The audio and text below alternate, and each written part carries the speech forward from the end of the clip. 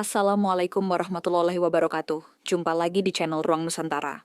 Baik, tidak usah berlama-lama, mari kita simak bersama-sama ceritanya. Di masa silam, sebelum Gianyar dikenal seperti sekarang, Pulau Bali dibalut hutan lebat, dan kerajaan-kerajaan kecil yang saling berdiri sendiri. Di antara tanah-tanah subur itu, ada satu kawasan yang begitu istimewa. Sungai-sungai mengalir deras membawa lumpur hitam yang subur. Puncak-puncak bukit bertabur pepohonan rindang, dan lembah-lembahnya menyimpan mata air abadi. Tempat itu kelak dikenal sebagai Gianyar. Sejarah Gianyar bermula dari kebutuhan besar akan wilayah yang strategis.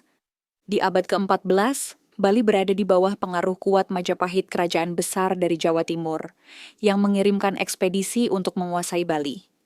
Banyak bangsawan Bali kala itu mengakui kedaulatan Majapahit, namun sebagian memilih membangun kekuatan sendiri, menjaga adat dan budaya leluhur mereka. Salah satu bangsawan itu adalah Raja Dalem Samprangan, pewaris dinasti Bali Kuna, yang memilih mendirikan pusat kekuasaan baru di daerah subur yang kini kita sebut Gianyar. Ia tidak sendiri. Bersamanya, para pendeta, ahli strategi, petani, dan seniman mulai membentuk komunitas kecil di tanah ini. Mereka menamainya Gianyar, yang berarti tanah yang nyaman dan makmur. Nama Gianyar sendiri berasal dari dua kata, Gian yang berarti lebih, dan Nyar dari kata anyar berarti baru. Ini menandakan tempat itu sebagai harapan baru yang lebih baik dibanding tempat-tempat sebelumnya. Seiring waktu, Gianyar menjadi pusat budaya dan agama. Upacara-upacara besar dilakukan untuk memohon berkah pada Sang Hyang Widi, dan seni berkembang pesat mulai dari ukiran batu, tari-tarian sakral, hingga seni lukis tradisional. Dalam setiap sudut Gianyar, nilai-nilai leluhur Bali dijaga dengan ketat, seakan tanah itu adalah cerminan surga di bumi. Namun, kejayaan awal Gianyar bukan tanpa tantangan. Kerajaan-kerajaan tetangga mulai melirik kemakmuran wilayah ini dengan rasa iri. Ada ancaman serangan dari arah barat dan persaingan dengan kerajaan-kerajaan kecil di sebelah timur. Dalam Samprangan tahu, jika Gianyar ingin bertahan, ia harus memperkuat pertahanannya. Maka, dibangunlah puri-puri, istana kecil, yang tersebar. Sistem irigasi, subak, diperluas, dan para ksatria dilatih siang malam. Dalam kurun waktu singkat, Gianyar tidak hanya menjadi pusat budaya, tetapi juga menjadi salah satu wilayah paling berpengaruh di Bali. Dan di balik semua itu, tersembunyi sebuah ramalan kuno bahwa Gianyar akan menjadi tanah suci, di mana seni dan spiritualitas akan bertemu, memancarkan cahaya bagi seluruh Pulau Bali. Di tengah pembangunan Gianyar, hadir seorang tokoh yang kelak namanya abadi, di kalangan masyarakat seorang resi suci bernama Resi Markandeya. Beliau adalah seorang pendeta sakti yang dipercaya mampu membaca tanda-tanda alam dan masa depan. Kehadiran Resi Markandeya membawa perubahan besar, bukan hanya dalam hal kepercayaan spiritual, tetapi juga dalam membentuk identitas Gianyar sebagai tanah suci. Suatu malam, di tengah sunyi hutan Gianyar, Resi Markandeya melakukan semedi di bawah pohon beringin tua. Di dalam keheningan itu, ia menerima sebuah wahyu. Sang Hyang Widi, lewat bisikan angin dan gemuruh sungai, mengabarkan bahwa Gianyar bukan hanya tempat persinggahan sementara. Gianyar ditakdirkan menjadi pusat keluhuran budaya dan spiritualitas Bali, asalkan rakyatnya setia menjaga keseimbangan antara manusia, alam, dan Tuhan, sebuah prinsip yang kemudian dikenal sebagai Trihitakarana. Ramalan ini segera disampaikan kepada Raja Dalem Samprangan. Sang raja yang terkenal bijaksana segera memahami betapa pentingnya menjaga kesucian tanah yang mereka tempati. Ia memerintahkan pembangunan pura-pura di setiap penjuru Gianyar sebagai tanda syukur dan permohonan perlindungan. Di antaranya, didirikanlah Pura Samuan III, sebuah pura besar tempat berkumpulnya para pemimpin spiritual dari seluruh Bali untuk bermusyawarah.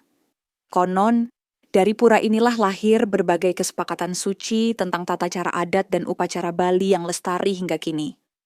Namun, ramalan Resi Markandeya tidak hanya membawa kabar baik. Ia juga memperingatkan akan datang masa-masa gelap ketika Gianyar diuji oleh perang saudara dan keserakahan manusia. Pada masa itu, hanya mereka yang tetap setia pada nilai kebenaran yang akan bertahan. Tak lama setelah ramalan itu, Gianyar mulai berkembang pesat. Para petani membuka sawah-sawah baru dengan sistem subak yang tertata rapi. Para seniman menciptakan karya-karya agung, mulai dari ukiran kayu, patung batu, hingga wayang-wayang kulit yang menceritakan kisah Ramayana dan Mahabharata. Rakyat hidup dalam harmoni, seolah alam pun ikut merestui. Hujan turun tepat waktu, tanah subur menghasilkan padi yang melimpah, dan sungai-sungai mengalir jernih membawa kehidupan.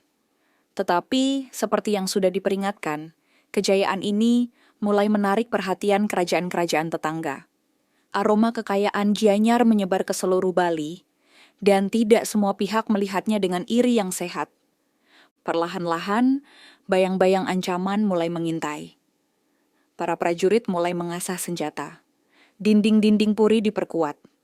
Sementara itu, di balik senyuman rakyat yang sibuk bekerja di ladang dan pasar, mulai beredar bisik-bisik tentang persiapan perang. Dan di tengah segala persiapan itu, Resi Markandeya kembali duduk bermeditasi, menanti tanda berikutnya dari langit. Ketentraman Gianyar mulai terusik. Seperti awan gelap yang perlahan berkumpul di Cakrawala, ancaman itu datang tidak dengan perang terbuka, melainkan lewat manuver politik yang licik. Salah satu kerajaan tetangga, Kerajaan Sukawati, merasa kedudukannya mulai tergeser oleh kemajuan Gianyar. Para petinggi Sukawati merasa terancam. Perdagangan yang dahulu lewat wilayah mereka, kini lebih banyak singgah di pasar-pasar Gianyar. Seniman dan pengrajin terbaik mulai hijrah ke Gianyar, meninggalkan Sukawati yang kian sepi. Dalam sebuah pertemuan rahasia di Puri Sukawati, para penasihat merancang rencana. Mereka memutuskan untuk melemahkan Gianyar dari dalam, dengan menyebarkan fitnah dan memperkeruh hubungan antara bangsawan-bangsawan kecil yang ada di sekitar Gianyar. Fitnah itu berjalan cepat. Desas-desus tentang keserakahan Raja Dalam Samprangan disebarluaskan. Konon katanya, ia mengumpulkan upeti dari rakyat terlalu banyak, membangun pura-pura megah hanya demi kebanggaan pribadi, dan mengabaikan kerajaan-kerajaan kecil di sekitarnya. Rakyat Gianyar, yang awalnya hidup dalam damai, mulai ragu. Sebagian kecil bangsawan muda tergoda oleh janji-janji manis Sukawati. Jabatan tinggi, tanah luas, dan kekuasaan.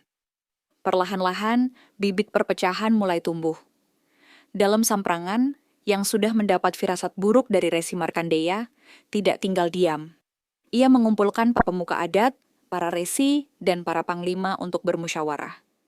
Di hadapan mereka, ia mengucapkan sumpah suci, bahwa dirinya hanya bertujuan menjaga kemakmuran Gianyar dan mewariskan tanah ini kepada generasi yang akan datang. Namun dunia tidak selalu berjalan sesuai harapan. Pada suatu malam yang gelap, seorang bangsawan muda dari wilayah pinggiran Gianyar memberontak. Ia mengklaim dirinya lebih berhak memimpin Gianyar, membawa serta sebagian kecil prajurit dan rakyat yang termakan fitnah. Pertempuran pertama dalam sejarah Gianyar pun pecah di pinggiran hutan Ubud. Meski kecil, pertempuran itu menjadi simbol bahwa persatuan Gianyar mulai terbelah. Dalam Samprangan menghadapi pilihan sulit, menghabisi para pemberontak dengan kekuatan penuh, atau mencari jalan damai untuk menjaga keutuhan tanah suci ini. Dalam keheningan malam, ia kembali memohon petunjuk kepada Sang Hyang Widi. Jawaban yang datang lewat mimpinya sederhana, namun tegas. Kemenangan sejati bukan di tangan yang menumpahkan darah, tetapi di tangan yang menjaga kebenaran. Dengan keyakinan baru, Raja Dalam Samprangan memutuskan untuk mengambil jalan yang bijaksana. Ia mengirimkan utusan untuk mengajak para pemberontak berdamai, menawarkan pengampunan bagi siapapun yang mau kembali mengabdi pada Gianyar. Tawaran itu, walau awalnya ditertawakan, perlahan melunakkan hati sebagian pemberontak. Namun tidak semua. Masih ada yang bersikeras. Dan dari sana, pergulatan Gianyar akan memasuki babak baru yang jauh lebih menentukan. Walau utusan perdamaian telah dikirim, tidak semua menerima tangan terbuka Raja Dalam Samprangan. Di antara para bangsawan muda pemberontak, ada satu tokoh bernama Arya Bebadungan yang keras kepala dan haus kekuasaan. Ia menolak berdamai, bahkan diam-diam, merencanakan sesuatu yang lebih jahat, menggulingkan kekuasaan Gianyar dari dalam. Arya Bebadungan pura-pura menerima tawaran damai. Bersama sekelompok kecil pengikut setianya, ia kembali menghadap raja dalam samprangan di Puri Gianyar. Ia membungkuk dalam-dalam, mengucapkan sumpah setia, dan berjanji akan menjadi pelindung baru Gianyar. Namun di balik senyum dan kata-katanya yang manis, hatinya dipenuhi tipu daya. Malam demi malam, ia membujuk bangsawan lain untuk bersekutu dengannya. Ia menyebarkan fitnah baru, bahwa raja sudah terlalu tua, terlalu lemah untuk melindungi Gianyar dari serangan luar. Gianyar katanya membutuhkan pemimpin baru, pemimpin yang kuat dan berani. Gerakan bawah tanah itu semakin besar. Arya Bebadungan tidak hanya menghasut para bangsawan, tetapi juga para prajurit muda yang mudah terprovokasi. Diam-diam, ia mulai mengumpulkan senjata dan membentuk pasukan bayangan di balik istana. Raja dalam samprangan, yang meski bijaksana namun telah lanjut usia, mulai merasakan ada sesuatu yang tidak beres. Ia merasakan hawa gelisah di purinya. Para pelayan menjadi lebih pendiam, para prajurit tampak saling curiga. Ia pun kembali memanggil Resi Markandeya untuk meminta petunjuk. Dalam sebuah upacara suci di Pura Samuan III, Resi Markandeya bermeditasi sepanjang malam. Pagi harinya, ia mendatangi raja dan berkata dengan suara berat, "Tuan, badai telah bertiup dari dalam. Yang mengkhianati bukan musuh dari luar, melainkan saudara sendiri. Bila Tuan ingin Gianyar tetap berdiri, maka Tuan harus memilih, mengalah demi kebaikan rakyat, atau bertarung mempertahankan kebenaran meski darah akan tertumpah." Raja Dalem samprangan terdiam. Hatinya terbelah. Ia bukan takut pada peperangan, tetapi ia tidak ingin Gianyar, tanah suci yang dibangun dengan susah payah, hancur oleh perang saudara. Di tengah kebimbangan itu, berita buruk datang. Dalam sebuah malam tanpa bintang, Arya Bebadungan dan pasukannya memberontak. Mereka menyerang Puri Gianyar dengan kekuatan penuh. Panji-panji perang dikibarkan. Teriakan prajurit memenuhi udara. Pertempuran sengit pun pecah. Puri yang dulu menjadi lambang damai kini berubah menjadi medan pertempuran. Darah pertama dalam sejarah Gianyar mengalir di tanah suci itu. Namun, di saat genting itu, muncul seorang pahlawan muda keturunan raja sendiri yang kelak menjadi penentu nasib Gianyar. Namanya mulai bergema di tengah kobaran perang. Ida I Dewa Manggis. Siapakah dia dan bagaimana dia akan mengubah takdir Gianyar? Di tengah kobaran api pemberontakan, saat harapan hampir padam, muncullah seorang pemuda gagah berani. Ida I Dewa Manggis. Ia adalah cucu Raja Dalam Samprangan, keturunan bangsawan yang darah keberaniannya mengalir deras. Sejak kecil, ia dididik dalam ilmu kepemimpinan, strategi perang, dan ajaran dharma kebenaran suci yang menjadi dasar hidup rakyat Gianyar. Saat pasukan Arya Bebadungan menyerbu Puri, I Dewa Manggis tidak gentar. Dengan mengenakan pakaian perang sederhana dan bersenjatakan keris pusaka keluarganya, ia memimpin sekelompok kecil prajurit setia menerobos ke jantung pertempuran. Suara keris beradu, teriakan perang membahana di malam kelam. Satu demi satu pemberontak berhasil dipukul mundur oleh keberanian luar biasa I Dewa Manggis. Ia tidak hanya kuat, tetapi juga cerdas. Ia mengatur pasukannya membentuk barisan bertahan yang rapi, memanfaatkan lorong-lorong sempit Puri untuk melumpuhkan musuh yang jumlahnya lebih banyak. Rakyat yang melihat keberaniannya mulai tergerak. Mereka yang tadinya ragu dan ketakutan kini bangkit membantu. Para petani, pandai besi, bahkan para seniman mengangkat senjata seadanya. Tombak dari bambu, kapak kayu, bahkan alat-alat pertanian. Gianyar bukan sekadar tanah. Gianyar adalah jiwa mereka. Dan malam itu, jiwa itu bangkit. Arya Bebadungan yang sombong tak menyangka perlawanan sehebat itu. Ia mengira Gianyar akan jatuh dengan mudah. Melihat keadaan berbalik, ia memerintahkan pasukannya mundur ke arah hutan Ubud untuk mengatur strategi ulang. Sementara itu, Raja Dalam Samprangan, meski sudah uzur, menyaksikan perjuangan cucunya dengan mata berkaca-kaca. Ia tahu, masa kepemimpinannya hampir usai, Dan Gianyar membutuhkan pemimpin baru, seorang yang bukan hanya cerdas, tapi juga berjiwa mulia. Pada dini hari, ketika pertempuran mereda, Raja memanggil Idai Dewa Manggis ke ruang pertemuan suci. Dengan diiringi para resi dan bangsawan setia, sang raja mengangkat Idewa Manggis sebagai putra mahkota dan pemimpin baru Gianyar. Dalam upacara sederhana namun sakral, ia menyerahkan keris pusaka kerajaan dan mengucapkan pesan terakhir. Anakku, Gianyar bukan milik kita. Ia milik rakyat, milik leluhur, dan milik Sang Hyang Widi. Pimpinlah dengan dharma, bukan dengan nafsu. Jika kelak engkau diuji, ingatlah. Kekuatan sejati bukan pada pedang, melainkan pada hati yang jujur dan pikiran yang suci. Dengan penuh hormat, Idewa Manggis berlutut dan bersumpah akan melindungi Gianyar dengan segenap jiwa raganya. Namun tantangan belum selesai. Arya Bebadungan belum menyerah, dan kini ia sedang menyusun kekuatan baru di hutan.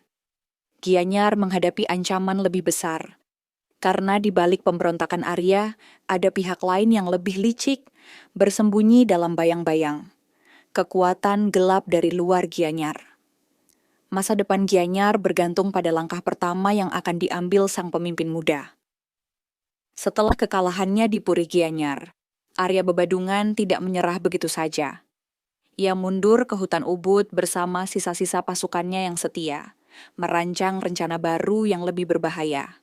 Di tengah hutan lebat yang sunyi, ia membentuk sebuah persekutuan gelap, mengajak para penyamun, petualang buangan, dan bahkan beberapa dukun hitam yang haus kekuasaan.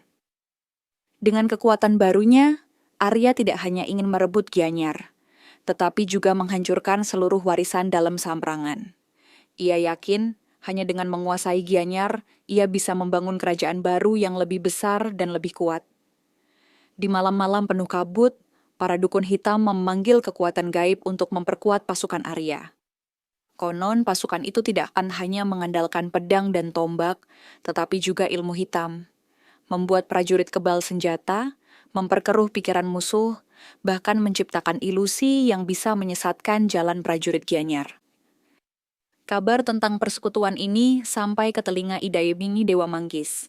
Sang pemimpin muda tahu, ini bukan sekadar pemberontakan biasa.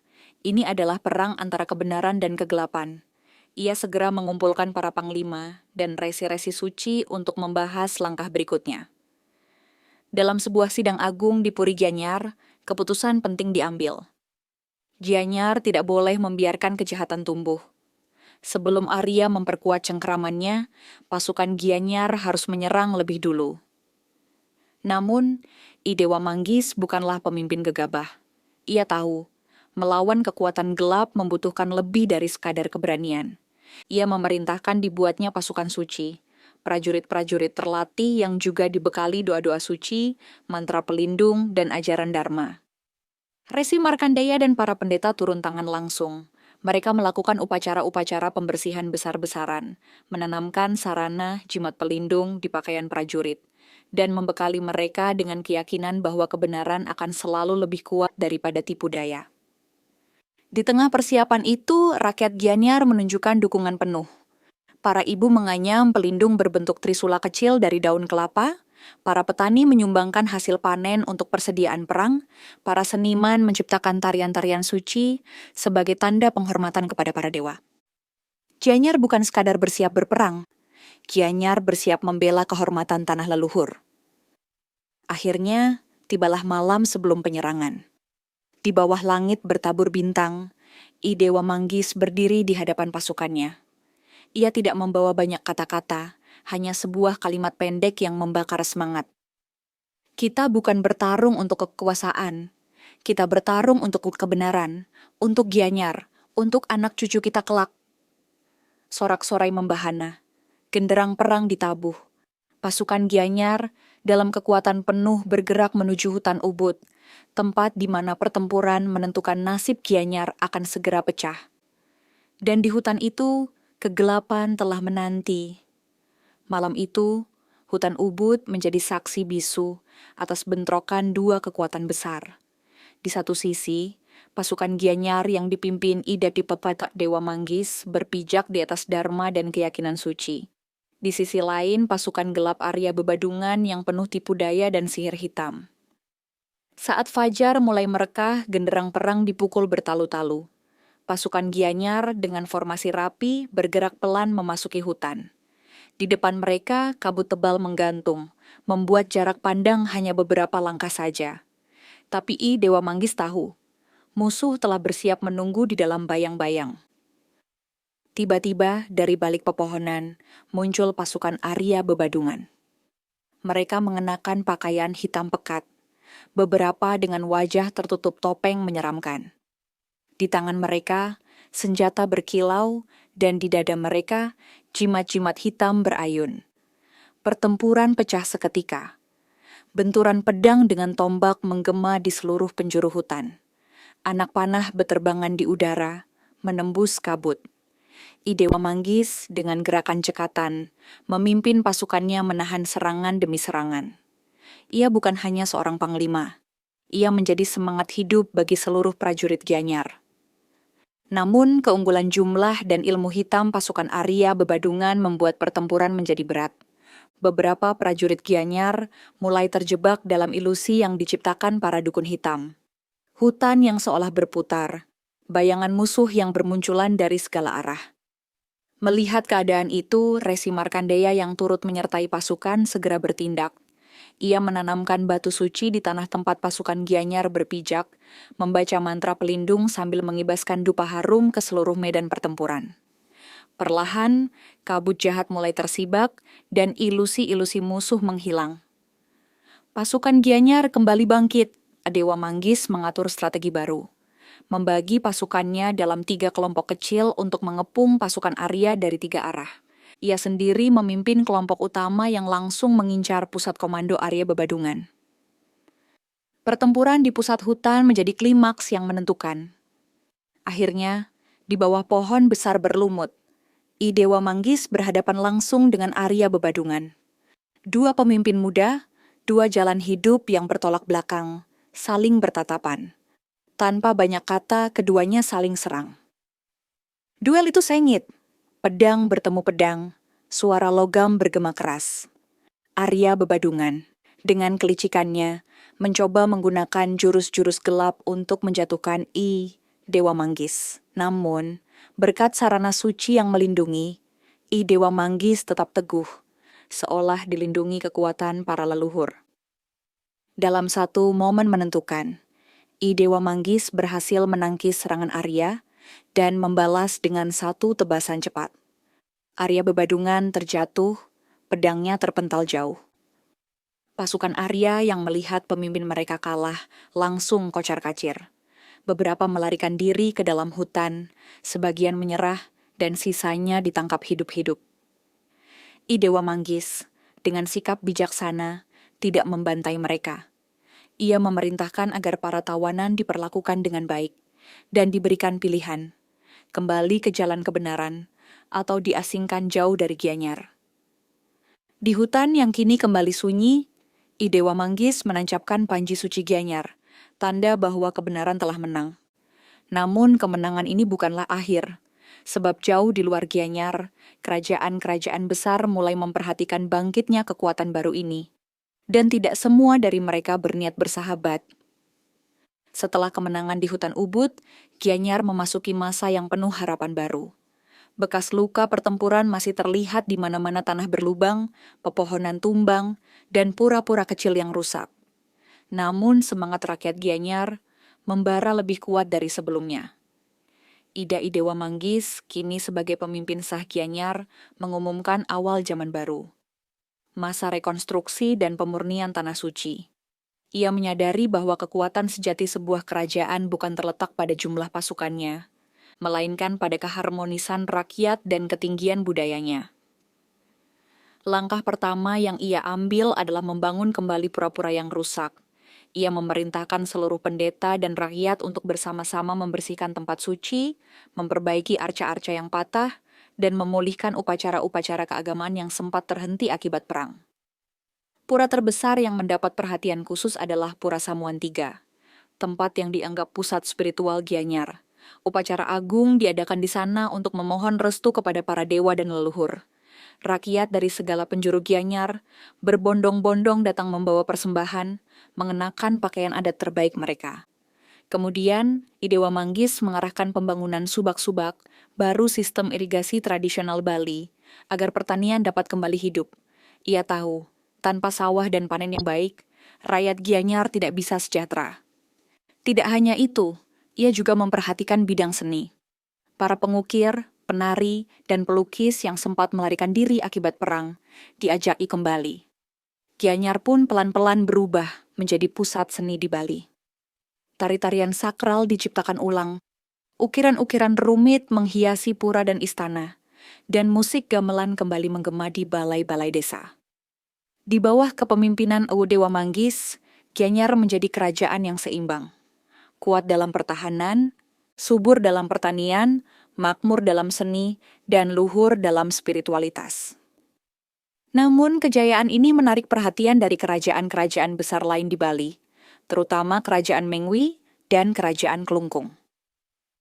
Mereka melihat Gianyar yang dulu hanya wilayah kecil, kini berkembang menjadi pusat kekuatan budaya dan ekonomi. Sebagian kerajaan mengulurkan tangan persahabatan, mengirim utusan dan persembahan. Namun ada pula yang diam-diam merasa tersaingi dan mulai merancang siasat untuk menundukkan Gianyar, baik melalui politik, perdagangan, ataupun perang tersembunyi. Mengetahui ini, Idewa Manggis tidak gegabah. Ia memperkuat aliansi dengan kerajaan-kerajaan sahabat, memperkuat pertahanan, tetapi tetap mengedepankan diplomasi dan musyawarah. Sementara itu, di tengah pembangunan dan kemakmuran itu, rakyat Gianyar mulai mengenang masa-masa perjuangan mereka. Kisah tentang keberanian, tentang pertarungan melawan kegelapan, tentang keteguhan hati, dituturkan dari mulut ke mulut, dari kakek ke cucu. Gianyar kini tidak hanya berdiri sebagai tanah subur dan makmur. Ia telah menjadi jiwa baru Bali, sebuah tempat di mana seni, spiritualitas, dan kekuatan menyatu. Namun bayangan baru mulai muncul dari arah barat, dari kerajaan yang memiliki ambisi besar untuk menguasai seluruh Bali. Kemakmuran Gianyar yang begitu cepat menarik perhatian dari jauh, bahkan sampai ke kerajaan-kerajaan besar di Bali bagian barat. Salah satu yang merasa terusik adalah Kerajaan Mengwi, yang saat itu dipimpin oleh seorang raja ambisius, Gusti Agung Putu. Gusti Agung Putu menganggap Gianyar sebagai ancaman terhadap hegemoni Mengwi di Bali. Selama bertahun-tahun, Mengwi menguasai jalur perdagangan utama, namun kini banyak saudagar lebih memilih melintasi Gianyar. Bahkan beberapa desa perbatasan mulai lebih setia kepada Gianyar dibanding Mengwi. Raja Mengwi tidak langsung mengirim pasukan. Ia memilih jalan yang lebih licik, mengirim utusan-utusan bertopeng perdamaian, menawarkan perjanjian dagang dan persahabatan.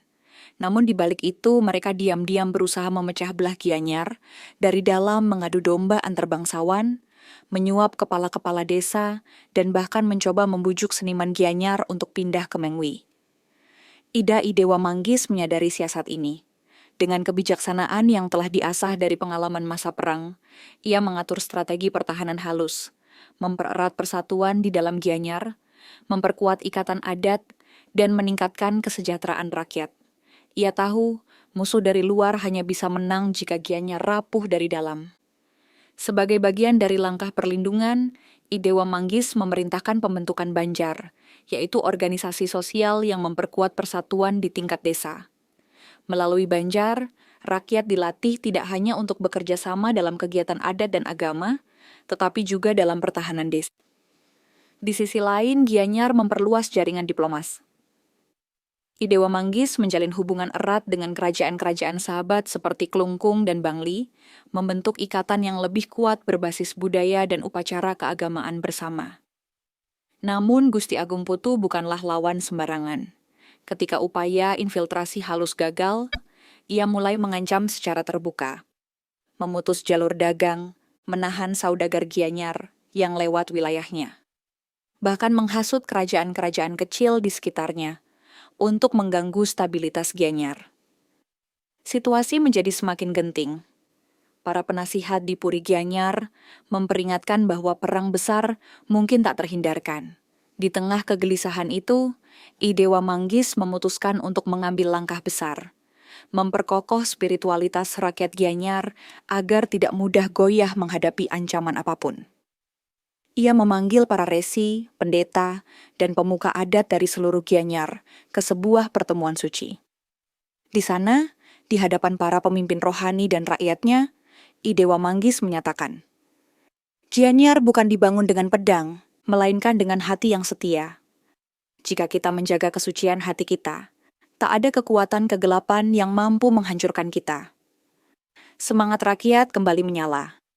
Gianyar bersiap menghadapi segala kemungkinan, diplomasi, boikot, bahkan perang. Di saat itulah kabar mengejutkan datang. Pasukan Mengwi telah mulai bergerak ke arah timur, menembus batas wilayah dan mendekati perbatasan Gianyar. Gianyar harus bersiap, bukan lagi menghadapi pemberontakan kecil, tapi menghadapi ancaman kerajaan besar. Dan kali ini, taruhannya bukan hanya kemerdekaan Gianyar, tapi seluruh identitas dan jiwa rakyatnya. Hari itu, langit Gianyar memerah, seolah turut merasakan ketegangan yang menggantung di udara. Debu berterbangan dari utara, menandakan pergerakan besar pasukan kerajaan Mengwi. Mereka datang membawa panji-panji perang. Ribuan prajurit bersenjata lengkap, serta para juru mantra yang siap memperkeruh medan laga. I Dewa Manggis, dengan ketenangan luar biasa, memimpin rapat darurat di Puri Gianyar. Ia tahu, kali ini lawan jauh lebih kuat dan berpengalaman. Namun ia juga tahu Gianyar memiliki keunggulan, kekompakan rakyatnya, dan semangat yang membara untuk mempertahankan tanah leluhur. Ia mengatur siasat cerdik. Tidak seperti biasanya, Gianyar tidak akan menghadapi pasukan Mengwi dalam satu pertempuran terbuka. Sebaliknya, mereka akan menggunakan taktik gerilya memanfaatkan hutan, sungai, dan lembah sebagai medan untuk melemahkan musuh. Pasukan Gianyar dibagi menjadi beberapa kelompok kecil yang tersebar. Mereka menguasai jalur-jalur sempit, membuat jebakan di jalan setapak, dan menyerang kilat lalu menghilang ke dalam hutan. Setiap jengkal tanah Gianyar dijadikan benteng alami. Saat pasukan Mengwi mulai memasuki wilayah Gianyar, mereka segera merasakan perbedaan. Tidak ada sambutan terbuka, tidak ada medan perang yang bisa mereka kuasai langsung. Sebaliknya, serangan mendadak datang dari segala arah. Panah melesat dari balik pepohonan, batu dijatuhkan dari atas tebing, dan pasukan kecil Gianyar menyerang dalam hitungan detik sebelum kembali menghilang. Gusti Agung Putu, pemimpin Mengwi, geram. Ia tidak menyangka akan menghadapi perlawanan secerdik ini. Ia mengerahkan lebih banyak pasukan untuk menyisir hutan, namun usaha itu sia-sia. Setiap kali mereka mencoba mengejar, mereka malah tersesat di jalur-jalur sempit yang sudah dipersiapkan Gianyar. Sementara itu, di desa-desa, rakyat Gianyar menunjukkan keberanian luar biasa. Para petani, perempuan, bahkan anak-anak terlatih membantu dengan caranya masing-masing. Menyabotase suplai makanan musuh, memberikan informasi palsu, dan menyiapkan perangkap sederhana. Tidak hanya itu, para pendeta di pura-pura besar memanjatkan doa-doa suci siang dan malam. Mereka meyakini bahwa dalam pertarungan ini bukan hanya kekuatan manusia yang berperan, tetapi juga restu para leluhur dan dewa. Hari demi hari berlalu, dan pasukan Mengwi mulai kehabisan logistik. Mereka lapar, kelelahan, dan kehilangan semangat. Banyak prajurit Mengwi yang mulai berontak, meminta pulang. Di tengah kekacauan itu, I Dewa Manggis melihat kesempatan emas. Ia mengumpulkan seluruh pasukan utama Gianyar untuk melancarkan serang besar ke pusat kekuatan Mengwi yang tersisa di dataran rendah dekat perbatasan. Serangan itu dilakukan menjelang fajar. Dengan seruan genderang perang, prajurit Gianyar meluncur bagaikan gelombang samudra. Kali ini, bukan lagi serangan kecil-kecilan, melainkan pertempuran terbuka penuh semangat. Pasukan Mengwi, yang sudah letih dan kehilangan arah, tidak mampu bertahan lama. Mereka mundur dalam kekacauan, meninggalkan banyak perlengkapan perang. Gusti Agung Putu, dalam kekalahannya, terpaksa menarik mundur seluruh pasukan dan mengakui kegagalan ekspedisinya. Gianyar menang. Kemenangan ini tidak hanya menyelamatkan tanah suci itu, tetapi juga mengukuhkan nama Gianyar sebagai kerajaan yang tak bisa dianggap remeh di Bali. Namun di balik kemenangan itu, Ida Idewa Manggis menyadari satu hal, kedamaian yang abadi tidak pernah datang dengan pedang semata. Gianyar harus membangun kekuatan baru, kekuatan budaya, spiritualitas, dan pendidikan, jika ingin tetap bertahan dalam perubahan zaman yang semakin cepat. Dan dengan tekad itu, sebuah era baru mulai dirancang di Gianyar. Setelah kemenangan besar atas kerajaan Mengwi, Gianyar memasuki periode yang kelak dikenang sebagai masa keemasan. Rakyatnya hidup dalam kedamaian, seni dan budaya berkembang pesat, dan nama Gianyar mulai dikenal luas, bahkan hingga keluar Bali. Ida Idewa Manggis, yang kini dijuluki Sang Pelindung Gianyar, mengarahkan seluruh energinya untuk memperkuat fondasi kerajaan, bukan melalui perang, melainkan melalui pembangunan budaya, pertanian, dan pendidikan. Langkah pertama yang diambilnya adalah mereformasi sistem pertanian. Dengan memperluas dan memperbaiki sistem irigasi subak, Gianyar berhasil meningkatkan hasil panen secara drastis. Lumbung-lumbung padi penuh, dan tidak ada satupun rakyat yang kelaparan. Kemudian ia mendirikan balai-balai kesenian di berbagai desa.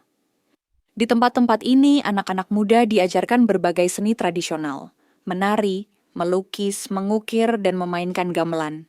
Tari-tarian sakral seperti tari barong dan tari legong mendapatkan bentuknya yang paling indah di masa ini. Di bidang spiritualitas, pembangunan pura diperluas. Pura Tirta Empul, yang terkenal dengan mata air sucinya, diperbaiki dan dijadikan tempat utama untuk upacara penyucian diri. Ratusan umat dari berbagai penjuru Bali datang untuk sembahyang dan membersihkan diri di air suci Tirta Empul. Ida Idewa Manggis juga memperkuat hukum adat dengan memperkenalkan sistem awik-awik, aturan hidup bersama yang mengatur segala hal, mulai dari tata cara bertani hingga penyelesaian sengketa. Dengan aturan yang adil ini, Gianyar menjadi tempat di mana keadilan dan harmoni benar-benar terasa di kehidupan sehari-hari. Di sisi perdagangan, Gianyar mulai dikenal sebagai pusat hasil kerajinan tangan terbaik di Bali. Ukiran kayu, patung batu, lukisan, dan kain tenun dari Gianyar menjadi barang yang sangat dicari para saudagar dari kerajaan lain. Para pelancong, bangsawan, dan pendeta dari luar Bali datang untuk melihat keajaiban Gianyar. Mereka kagum dengan ketertiban desa-desa, keindahan seni, dan kehangatan rakyatnya. Gianyar menjadi lambang keharmonisan antara manusia, alam, dan Tuhan tepat, seperti yang diramalkan Resi Markandeya di masa silam. Dalam masa damai itu, Ida Idewa Manggis tetap rendah hati. Ia sering berjalan menyamar di antara rakyat, mendengarkan keluhan petani, membantu membangun pura, bahkan ikut serta dalam perayaan panen. Baginya, seorang pemimpin sejati adalah yang hadir di tengah rakyatnya, bukan hanya memerintah dari atas tahta. Namun, meski masa keemasan ini seakan abadi, Idewa Manggis tahu perubahan zaman suatu hari pasti akan datang. Ia mulai mempersiapkan penerus, mendidik generasi muda untuk menjaga nilai-nilai Gianyar. Di bawah bimbingannya, Gianyar bukan hanya menjadi wilayah makmur, tetapi juga menjadi penjaga jati diri Bali, spiritualitas, adat, dan seni. Namun, di kejauhan angin perubahan mulai berhembus. Era baru yang tidak lagi hanya mengandalkan kekuatan adat dan senjata, tetapi juga diplomasi modern dan hubungan antar bangsa mulai mendekat. Gianyar harus siap untuk memasuki dunia yang lebih besar. Di penghujung kepemimpinan Ida Salpaindewa Manggis, Gianyar telah tumbuh menjadi sebuah kerajaan yang tak hanya makmur, tapi juga dihormati karena budayanya yang luhur. Namun perubahan besar mulai melanda dunia luar. Perdagangan antar negara berkembang pesat, dan bangsa-bangsa asing seperti Belanda dan Inggris mulai menunjukkan minat terhadap Bali. Ida Idewa Manggis, meski usianya menua, tetap waspada. Ia sadar, Gianyar tidak bisa selamanya terisolasi. Era baru menuntut lebih dari sekadar kekuatan senjata atau kesuburan tanah. Diplomasi, pemahaman tentang dunia luar, dan kemampuan beradaptasi menjadi kunci bertahan. Maka, Beliau mulai mengirim utusan ke kerajaan-kerajaan besar di Bali lainnya seperti Klungkung, Karangasem, dan Buleleng, membentuk aliansi budaya yang kuat. Mereka mengadakan pertemuan rutin, bertukar informasi, dan menjaga stabilitas politik Bali, menghadapi kemungkinan campur tangan asing yang bisa memecah belah. Di sisi dalam negeri, Gianyar memperkuat sistem pendidikan tradisional. Anak-anak muda diajarkan membaca aksara Bali, mempelajari sejarah leluhur, serta memahami nilai-nilai Trihita Karana, menjaga hubungan harmonis antara manusia, alam, dan Tuhan. Ini bukan hanya untuk mempertahankan identitas, tetapi juga sebagai benteng menghadapi arus globalisasi. Di bidang seni, Gianyar mencapai puncak kejayaan. Karya-karya ukiran, lukisan, dan tarian Gianyar dianggap sebagai yang terbaik di Bali. Para tamu dari negeri-negeri jauh, bahkan pelukis dan antropolog Eropa, datang untuk belajar dan mendokumentasikan kekayaan budaya Gianyar. Tahun-tahun terakhir kehidupan Emily Dewa Manggis dipenuhi dengan kedamaian. Ia menghabiskan waktunya berkeliling desa, memberikan wejangan, dan memastikan bahwa Gianyar tetap kokoh berakar pada nilai-nilai luhur, sambil membuka diri pada perubahan zaman. Ketika akhirnya sang pelindung Gianyar wafat, seluruh rakyat berkabung. Upacara pembakaran jenazahnya ngaben dilaksanakan dengan megah, dihadiri ribuan orang dari seluruh pelosok Bali. Mereka datang bukan hanya untuk menghormatinya sebagai raja, tetapi sebagai bapak bangsa yang membentuk Gianyar menjadi tanah yang penuh kehidupan, seni, dan spiritualitas. Sejak saat itu, Gianyar melanjutkan perjalanannya memasuki masa kolonialisme Belanda, masa kemerdekaan Indonesia, dan hingga hari ini tetap menjadi jantung budaya Bali. Ubud, salah satu wilayah di Gianyar, dikenal dunia sebagai pusat seni dan spiritualitas. Pura Tirta Empul tetap ramai oleh umat yang mencari penyucian diri. Tari-tarian sakral Gianyar tampil dalam festival-festival besar dunia. Gianyar membuktikan bahwa kekuatan sejati bukan berasal dari peperangan semata, melainkan dari keteguhan menjaga jati diri, tradisi, dan hubungan suci dengan alam dan sesama. Dari tanah yang dahulu hanya hutan dan lembah sepi, Gianyar kini berdiri sebagai warisan abadi, sebuah tanah suci tempat budaya dan jiwa Bali bernafas untuk selamanya.